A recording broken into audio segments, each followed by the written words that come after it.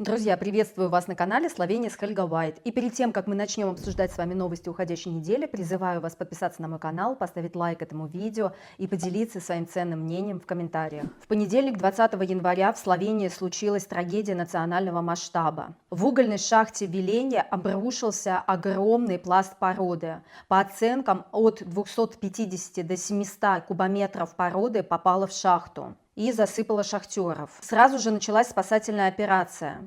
Спасатели, рискуя жизнью, практически вручную выкапывали огромные пласты земли. Пропали 3 шахтера.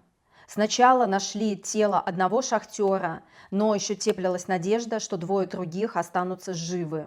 Но, к сожалению, надежды не оправдались, и все 3 погибли. К своему стыду я не знала, что в Виленье, в этом регионе, есть еще действующие шахты. Я почему-то думала, что все шахты были закрыты после распада Югославии.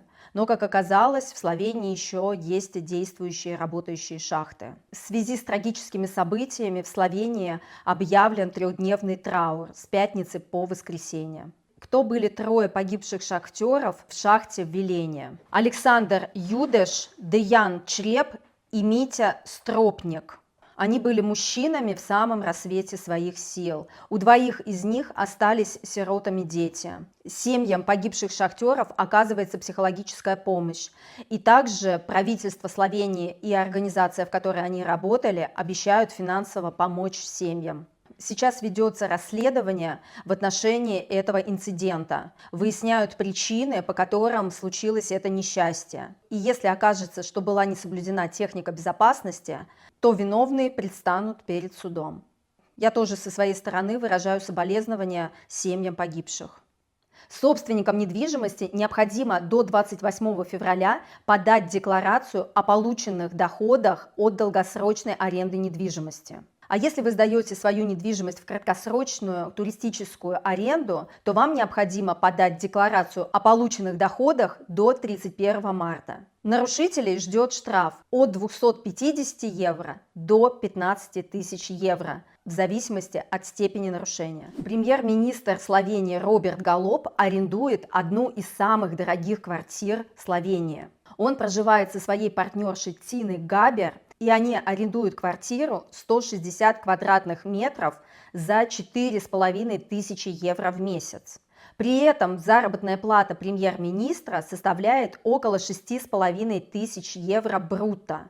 И это означает, что чистыми он получает около 4000 евро ежемесячно. Как ему удается арендовать такую дорогую недвижимость, непонятно. Возможно, его девушка Тина Габер помогает ему арендовать такую дорогую недвижимость. Но тогда остается непонятным, на какие средства они вообще существуют. Как известно общественности, Роберт Голоб – благородный человек. Он оставил всю совместно нажитую недвижимость своей бывшей жене Яне Немец. Интересно, что квартира, которую арендует Голоб с Габер, принадлежит компании Eltim. А владельцем этой компании является Дарко Перко, близкий друг Янеза Янша. А Янес Янша является главой партии СДС, которая проиграла на выборах Роберту Голобу. В Словении прошел финал конкурса «Мисс Словения», в котором победила 26-летняя студентка медицинского факультета Амадея Зупан. Но многие словенцы остались разочарованы результатами этого конкурса. И на девушку обрушилась огромная лавина злых хейтерских комментариев. На мой взгляд, внешность победительницы достаточно нестандартная. Она не такая, какую мы привыкли видеть на конкурсах красоты. Она мне, кстати, своей внешностью напоминает первую леди Америки, Меланию Трамп, которая тоже является словенкой. Амадея Зупан говорит, что она открыта конструктивной критике, но вот эти вражеские, хейтерские комментарии забирают у нее всю энергию. И она, по-моему, уже не рада, что стала мисс Словении. Можете оценить ее внешность сами и поделиться своим мнением в комментариях. Для иностранцев, работающих в Словении, или для иностранцев, которые планируют найти работу в Словении, в Любляне на улице Далматиновой открылась информационная точка.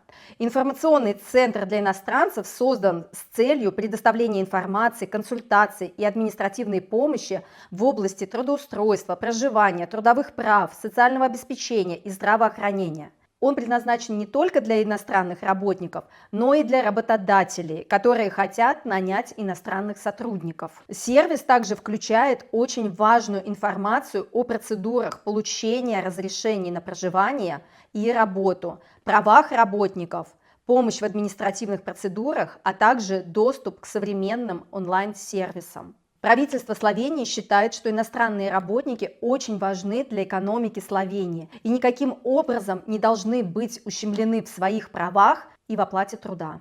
И немного статистических данных. Для примера, в ноябре 2016 года иностранных работников в Словении было 64 363 человека, а уже в ноябре 2023 года их стало 148 018 человек. Среди иностранных рабочих большинство составляли граждане третьих стран, таких как Босния и Герцеговина, Косово, Сербия, Северная Македония и Индия. А большинство рабочих мест приходилось на строительство, производство, транспорт, общественное питание и торговля.